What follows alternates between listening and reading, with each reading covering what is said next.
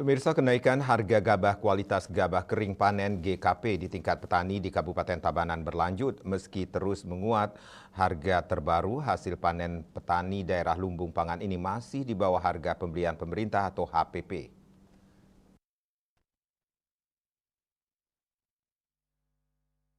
Kepala Dinas Pertanian di STAN Kabupaten Tabanan Imadi Subagio mengungkapkan saat ini harga gabah di tingkat petani rata-rata Rp5.300 sampai Rp5.500 per kilogram. Harga mengalami kenaikan setelah sebelumnya ditransaksikan di posisi Rp5.000 per kilogram. Tren kenaikan harga gabah di tingkat petani di Tabanan terjadi sejak April 2024. Hal ini dipicu oleh menurunnya luas panen karena sejumlah sentra produksi yang mulai melakukan tanam padi.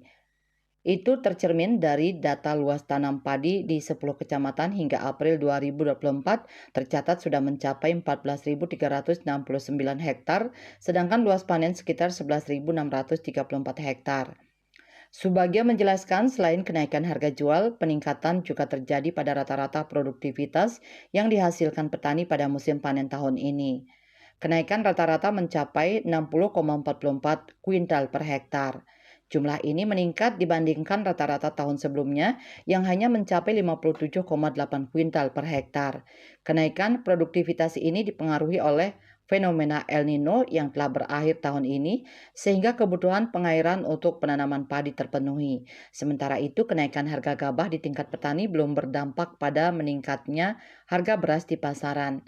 Ini tercermin dari hasil monitoring harga beras yang dilakukan Dinas Perindustrian dan Perdagangan di Sperindak Tabanan di sejumlah pasar tradisional pada Minggu ke-4 Mei yang tetap stabil.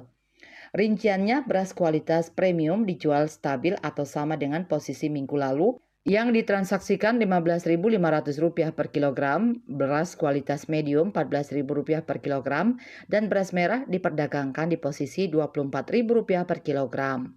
Bisnis Bali melaporkan.